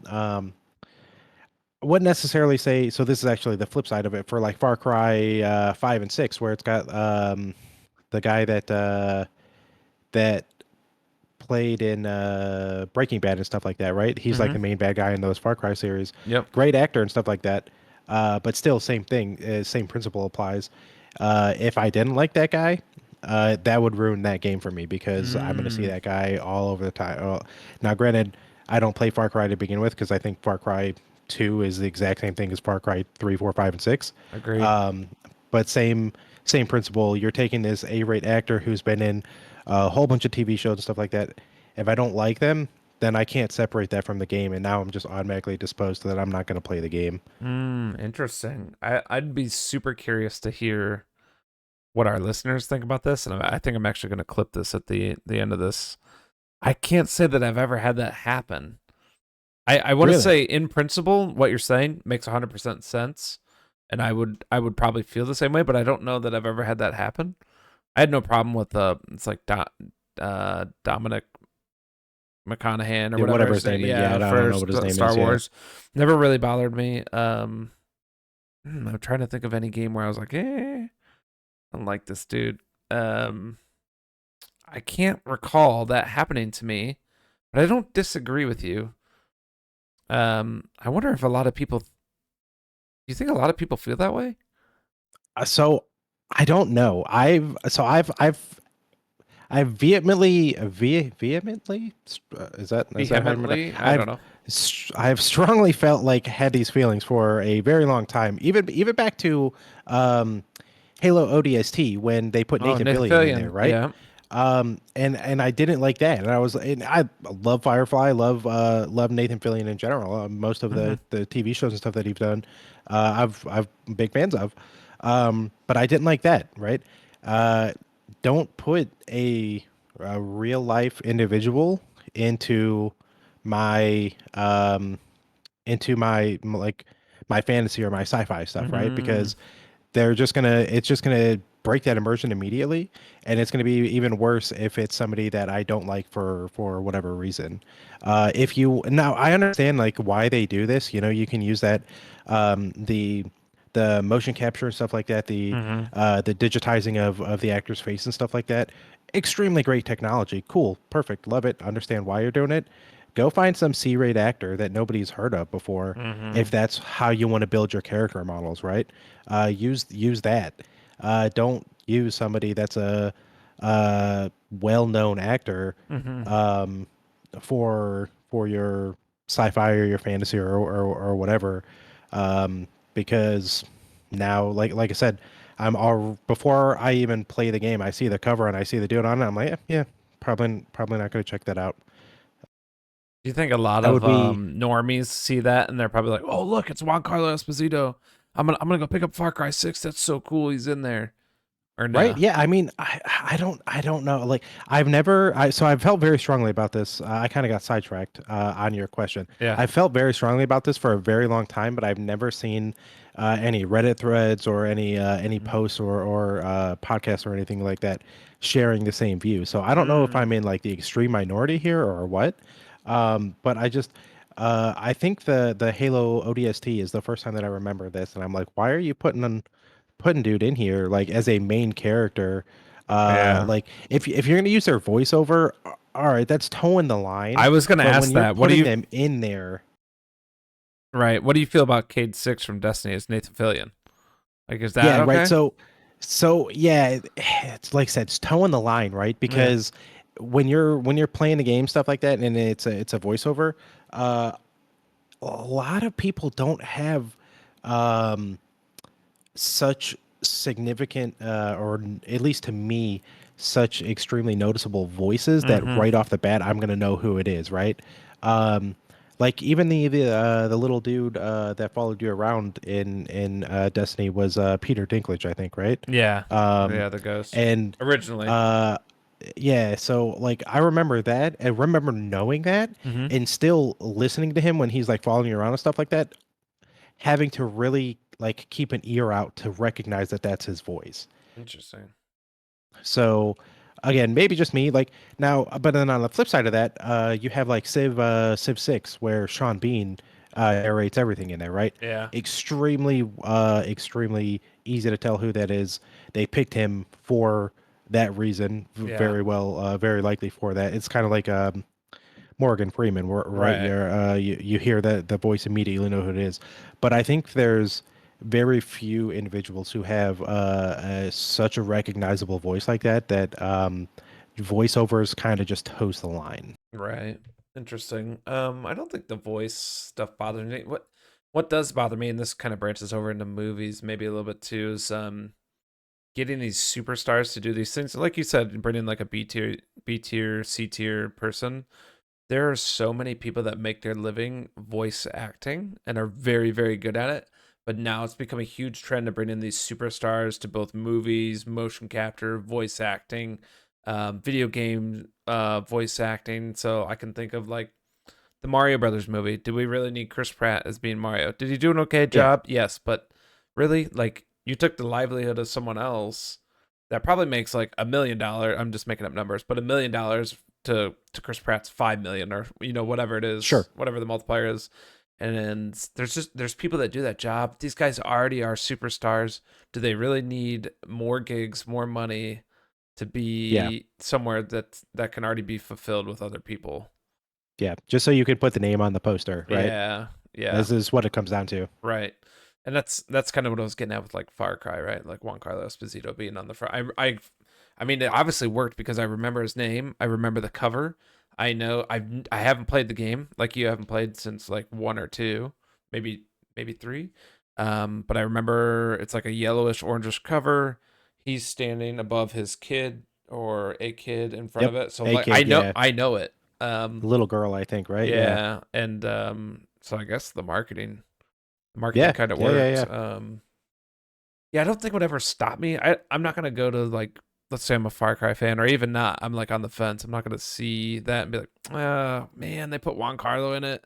Like it doesn't bother me. So maybe I don't know if you're in the minority or not, but it doesn't bother me. Um, I think just the act of doing it bothers me, but it wouldn't stop me from playing the game. Okay, that's fair. That's Yeah, fair. interesting. I'm curious to see what the listeners think. Pop into the comments or the Discord and let us know about this one.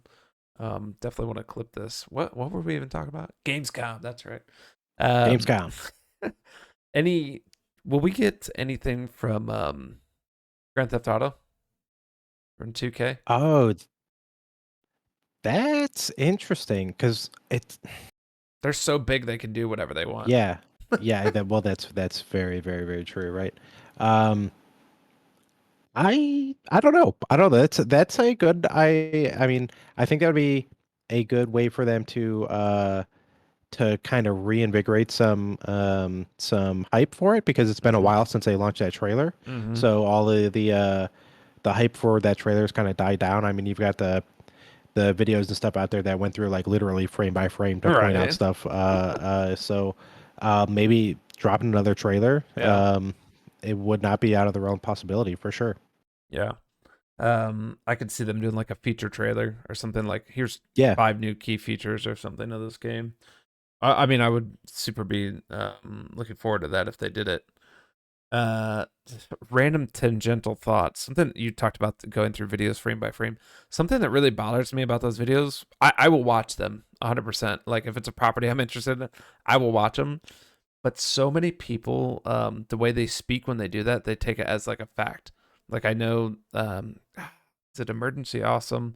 One of the guys that does like the movie ones, especially the Marvel ones or sci-fi ones, he'll like go through frame by frame and be like, "Oh, this means that. This means that." I'm like, "No, it doesn't. That's purely You can't speculation." possibly know that. Yeah. Yes, that is purely speculation. And the way they speak and make it as a fact just leads to the kind of like the overall disinformation era of the internet that we're in, and people think Yep. taking things as like the gospel. Really irks me. Anyway, you triggered me there. um, I would also like to see. We got Age of Mythologies launching soon, right? Like next month. They'll probably have some more stuff on that. Yeah. Actually, I think it is next month. Let me check. I will definitely be playing that. I think a lot of people are going to check that out. I think it's going to be pretty popular for them. And then there's I'd like to see Oh, good more news. on It launched in 2002, so it's already out. yeah. More on Civilization would be good. That is some actual yeah, some actual anything really, rather than they're just kind of like little cinematic thing that they busted out. Yeah, that would be a great time for them to put some stuff out for sure. Would So love to see some even screenshots, like just to see what the new upgraded graphics are going to look like for just like the game in general, right? Would love to see right, uh just like I said, just straight screenshots. Doesn't have to be gameplay, but show me what a new the a couple of new wonders or something looks like, or just the map. I'm right, super curious. right. Um, they are going to have I'm looking at the Xbox lineup as well, just to cover some different stuff. Atomfall is going to be there. We haven't heard a lot about Atomfall in recent times. The Starfield Shattered Space expansion. I'm curious to see what they've done there. I saw the leaked video of the vehicle driving. That looked pretty good actually. Like they implemented a pretty good Yeah, vehicle. yeah, Um, I agree. Have you done any of the mods since they came out? no, Or I I guess went since through they were the like officially launched or I whatever. went through the mod shop. I think I might have installed one or two, but I didn't play it yet. Okay. Yeah, I went there like to get like the free credits or whatever if you like log Mm-hmm. in that first week or whatever, but I haven't actually downloaded or used any of the mods. So I'm just was just curious if you had tried anything and had any recommendations before that expansion comes out. No, I haven't. But another game that I thought about is Towerborn. Towerborn is supposed to be there. Do you remember Towerborn? I'll remember it in just a second when I Google it. I'm really hoping it actually gets released. So it's a like side-scrolling action adventure co-op, fantasy Yep. setting. Yeah, I see Mm-hmm. the screenshots and instantly reminded me of it. Yeah. I think this could be really good and So really fun. It seems like a way better, more sophisticated version of Castle Crashers in a way. I don't know. yeah, That's my yeah. take. I mean, I would agree with that.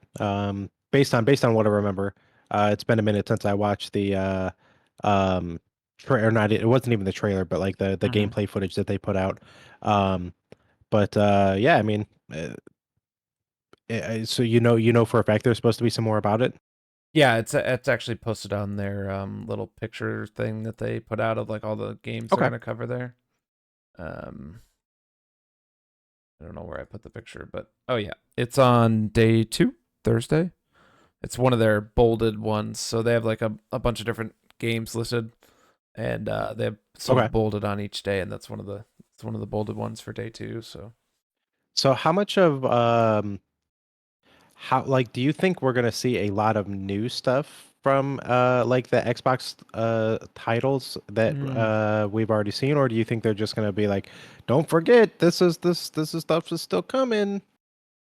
Um, well, for some of this stuff, I think it's really just gonna be reminders, right? Diablo expansion, Stalker 2. They just showed like a 20-minute video. I know Evan shared that in the Discord. Star Wars Outlaws, World of Warcraft expansion, Fallout 76 expansion, Elder Scrolls Online expansion, Indiana Jones and the Great Circle, Avowed. I mean, we've seen a lot of this already. So maybe some reminders. I don't know. There's got to be some special announcements, right? You would think it would be like such a waste for them to kind of be like the sole big name there, and then not Mm-hmm. to bring some new stuff. I just had a thought about your your hatred for live action or actors in video games. What about a game? What about a game that is based on a movie? The thing that comes to mind, I just saw Alien Romulus in theaters. Great movie. If you're an Alien fan or sci-fi horror fan, definitely check it out. It's more akin to the original two Aliens movies, rather than the kind of garbage of like the prequel ones and stuff they did recently. But what about playing as like Ripley from Alien in a video game? Does that bother you? No, so that's exactly what it should be at that Okay. point. In that specific instance, that Mm-hmm. is exactly what it should be. Like if you were playing Ripley and it's voiced by somebody that's not what the hell's her name? Now you're quizzing me. I Uh had it on my I can Sigourney Weaver. uh, Sigourney Weaver. Come on, yeah, man. there We you should go. both be banned What from he this said. podcast. No, it's not a movie podcast, bro. This is a video game Okay, we're podcast good. We're that in the clear. also dips our toes into board games too, as of today. Yeah. Um, but no, like if it's voiced by somebody else, then that's gonna take me out of it. If it's Mm. not the actor or actress, right? Because then it's just gonna be a little weird. Um, funny kind of add on to this. So one of my, if not my favorite movie slash movie series of all time is the Born Identity, Born Supremacy, Born Ultimatum, right? Okay. Matt Damon. They made a Jason Bourne video game back in the day, uh, and Matt Damon did not do the voice acting for that game. Mm. They tried to get him to do the voice acting for the game, offered him a whole bunch of money, but he's like, yeah, I'd love to do this, but only if you make the game play like some other game, right? And they're like, no, we're not going to do that. And so he's like, all right, well then I'm not doing it. And then, so they just found somebody else to do the voice acting for the game, right? Dude. And so I played the game, and that took me out. At that point in time, I'm a teenager, still in high school, because Mm-hmm. that game was, I think, I like PlayStation 2 game. Yeah. Um, and I remember even then, like, I was like, this is not Jason Bourne's voice. Who the hell is this poser? So like that took me out of it, So right? this is where it all started. Um, very well could be actually. Now that I said now that we're talking about this, and it's a Yeah. good possibility. Um. Yeah, that's funny. Okay. Yeah, I mean, I like those type of things where it's my example. If I played an Alien game as Ripley, I mean that's the money right there, right? That's how it should Yeah. be, like you said. Um. You know what I would love to see more of is Terminator Survivors. Have you heard of this game? Nope. So Terminator Survivors, I think it got delayed. It was planned to be released in October. I don't know if it's still coming out on that day. I don't even know if we really have gameplay yet, just like CGI footage. But it's a like post-apocalyptic survival game online, but in the Terminator universe. So you're trying not Oh, to get okay. murked by Skynet, and you're trying to survive. You gotta get your food and your gas and all that. This looks pretty cool. I mean, the screenshots are really high quality. Right. If that's actual like in-game screenshots for they only have a couple though on their little Steam thing here. Yeah, I'm not I don't know how confident I am in the dev and publisher. They've got some stuff. They're actually the people that publish Blood Bowl, the video game. Oh, interesting. Okay, Yeah. that's different. That's just two wildly different things. Right, right. So I would love if they showed off some more footage of this at Gamescom. I'd definitely be super interested in seeing some more of this because that's a really cool concept in general. Right. Okay, so we've got our Gamescom predictions. You said probably no hardware from Xbox. I think we'll maybe get an announcement, hoping for some type of Switch announcement. Not necessarily at the convention. And would you ever go to Gamescom? Would you ever try to go? It's in Cologne, Germany. Yeah. I mean, I don't see why not. I big big fan of kind of conventions in general. Mm-hmm. We talked about a few episodes back about that dream of going to E3 being dead now. So this is Yeah. kind of a way to fill that niche. So Mm-hmm. I definitely would be interested in checking it out for sure. Right. Tokyo Game What about Show you? would be a good one to go to. Yeah, I would in a heartbeat. I don't know if I would spend the money to fly across the world to do it, but if I was already co-located in the area, like for work or something like that, I would go check it out. Yeah, yeah, absolutely. I would agree with that. Like I wouldn't make it like my vacation or something like that, but if I was in, a relatively affordable flight away, then it's definitely something I would be interested in. Right. What do you think about like these pop-up events that they've started doing for conventions? So I know they've done that for Gen Con, they've done it for other video game conventions where they kind of have these pop-ups around the country and to essentially try to get you feel more included when you can't go or you're too far away. Um, some of them I've seen personally are like, "Woo, like you really didn't do much here." Like, oh, Yeah, cool. You're like, you put up a flag or a banner at this local store, and we watched the live stream together or here's whatever. a sticker. Yeah, Yeah, you did it. yeah, And here's one new game you can buy or something. And what are your thoughts yeah. on pop-up events? Exactly what you just said, right? Yeah. I think any place that's going to do it well is going to be few and far between. Because for the venue that's hosting it, like they have to have the resources to sink into it, the money to sink into it to really make it Hmm. legit. And I don't think there's a huge volume of places that can actually uh, or necessarily even want to sink those resources into doing something like that, right? Um, I think it's one of those great ideas on paper, probably only implemented very well in a few locations rather than the majority, unfortunately. Right, right. Because Yeah, I would the agree. two I will say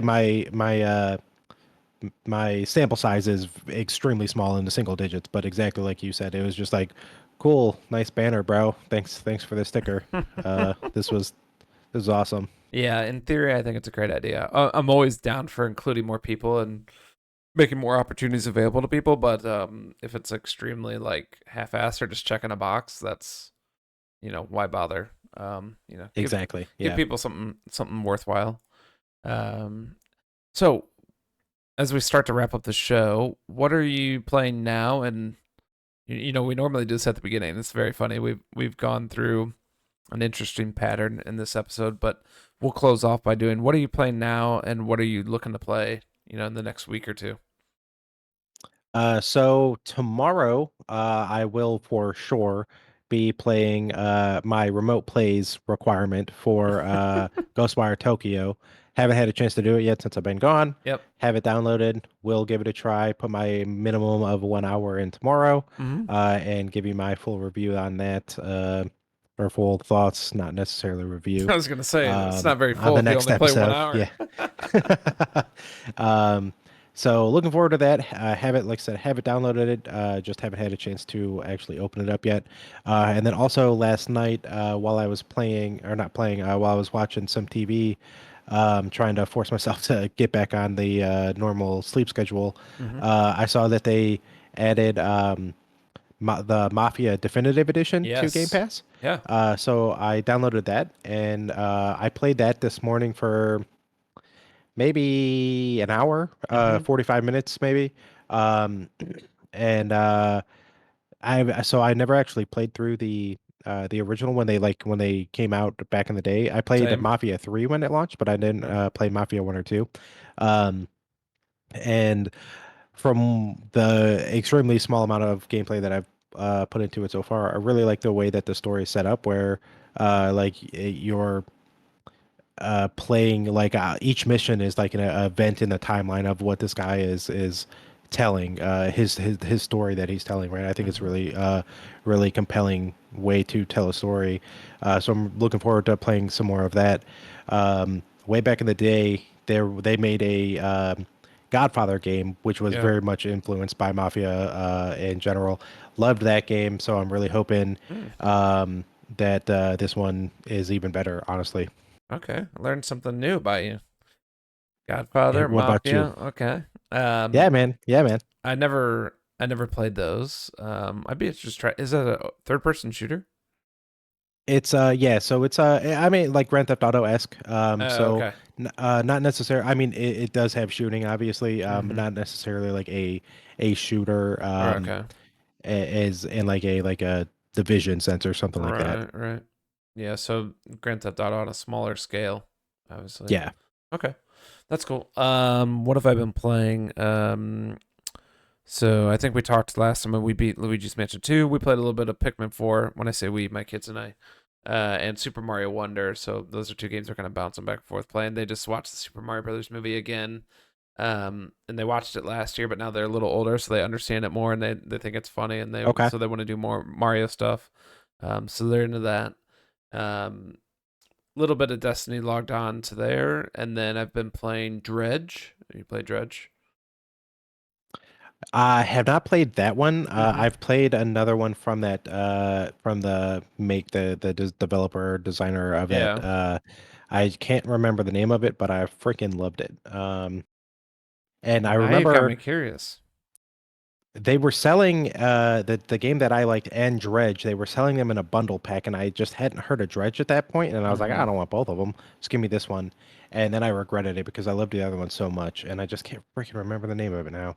Yeah, so Dredge has an expansion coming out or is out or something. I don't know what else they've done, but I enjoy it. Obviously, I played it when it came out and then just fell off for one reason or another. Not because it's a bad game, but I've come back to it now and I'm playing it on my Steam Deck. So enjoying that. And then the new Fortnite season, man, you're gonna download it and give it a shot with me, right?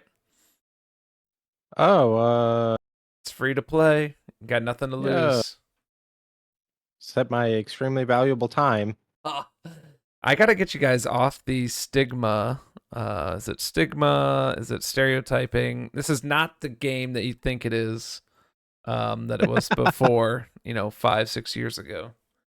The reason they stay Are you sure? relevant, yes, the reason they stay relevant is because they add stuff and they do make changes and provide different modes. Playing the no build mode. The season's a Marvel season, so some of the weapons that drop are Captain America's shield that you can throw.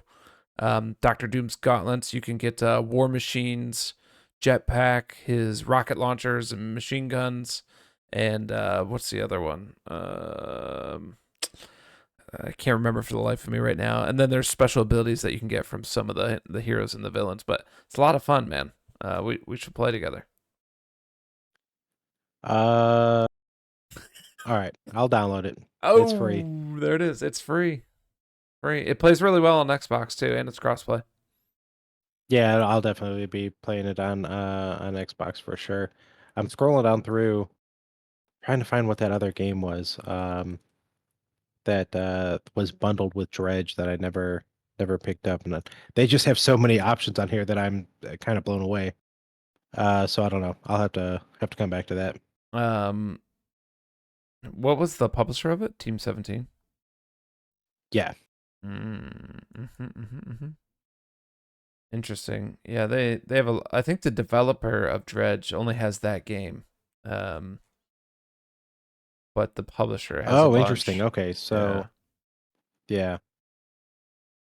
So yeah, that's what I've been playing. What I will be playing, definitely more of the Fortnite. I'm just a big Marvel fan, right? And Doctor Doom's my favorite character. Obviously, you can see him in the background, and he's the big bad of this season. So you can like get his character skin. He's on the map as a guy you could fight and get his stuff.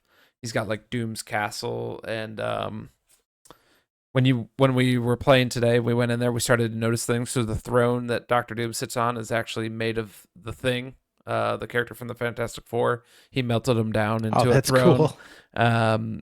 Yeah, he's made the Human Torch into a like lantern. So he's like got all these different trophies of people he's defeated. He's got like Silver Surfer's Yeah. broken surfboard, Magneto's helmet, just cool little teasers. So you're like going through the map and you're like, oh wow, this guy's, you know, taking down all these It's people. that's pretty cool. Yeah. Was the other game Blasphemous or no? Mm, From Team that 17, Blasphemous 2 or 1. doesn't sound familiar. Okay. I also had played that. But yeah, I'll continue playing those couple Nintendo games with my kids. I'll play some Fortnite and some Dredge, I think, and we'll see what else comes up. I'm gonna play Wolfenstein 2 as part of the Remote Plays Game Pass. Yeah. Right on, brother. Blasphemous 2, it doesn't look familiar. Nope, I'm looking at it right now. Hmm. Maybe I'm mistaken. But like I for sure know that Dredge was bundled with something that I bought and I played a lot of. So maybe it was like Steam was bundling it rather than the publisher. I don't know. Yeah. Um, but I remember um seeing a lot about Dredge while I was playing it, or when I was interested in picking that game up.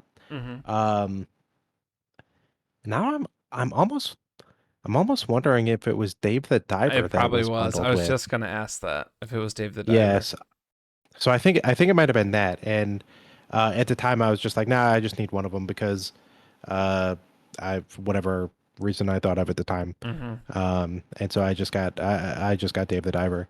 But I have heard nothing but good things about Dredge. Yeah.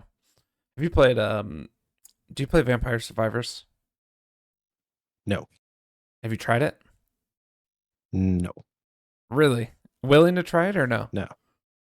Uh You I don't gotta know try anything it. about it. You got oh man. Evan would slap you through the screen right now.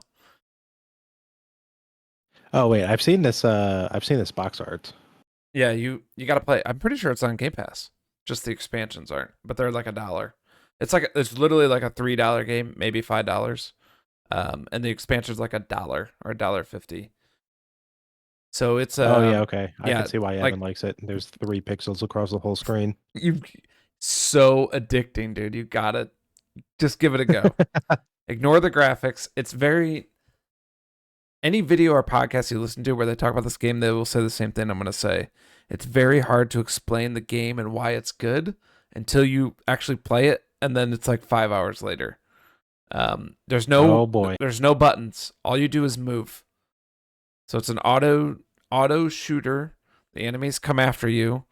You collect different abilities and power ups, and that's what creates your character's attacks. So it might have like holy water he throws, or crosses. It's all like Castlevania themed and based, right? Yeah, yeah. But they just had a free update today with a new level. And for anybody that's listening, you have to watch the trailer. There's a hidden code at the end of the trailer you put in to get more stuff. Oh, that's pretty cool. But yeah, you got to try it out. I think you would actually enjoy it. All right, well, if it's on Game Pass, I'll give it a go. There you go. There you go. All right. Any last thoughts before we close out? I think I'm about talked out. Appreciate everybody putting up with my having to pause for here and there to hack up a lung, but this was a good time. Glad to be back, and look forward to telling you all about Ghostwire Tokyo in the next episode, and seeing what's what. Yeah. Are we gonna have any special guests next time? We know you're highly Yeah, connected. yeah, we actually are. Me and this guy go like way back. You might actually even know him. His name's Evan. Uh, he's gonna be here. Not the guest of I've honor got we a. wanted. We'll take him though. We'll He's take him. he's gonna be here. And if he stands me up, well, then he's off the show. It's been permanently replaced. We'll replace him with AI. That's the popular thing. Yeah, exactly.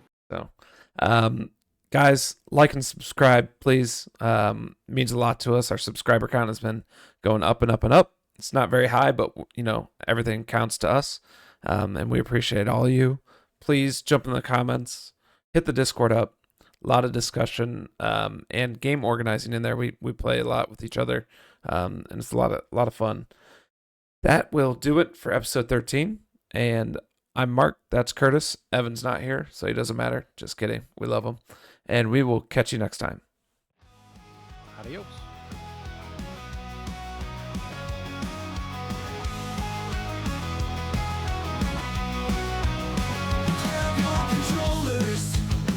Time for the show. Friends together, ready, set, go. Games on channel. Three amigos, talking pixels, dreams and heroes. Every level, every quest, gaming moments with the best.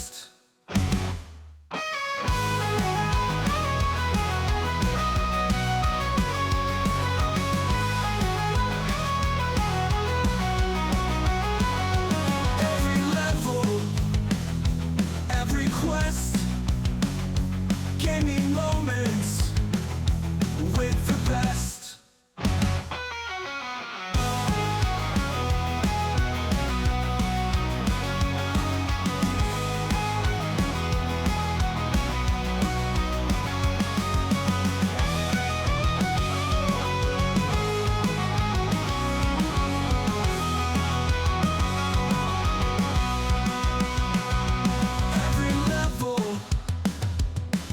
Quest, gaming moments with the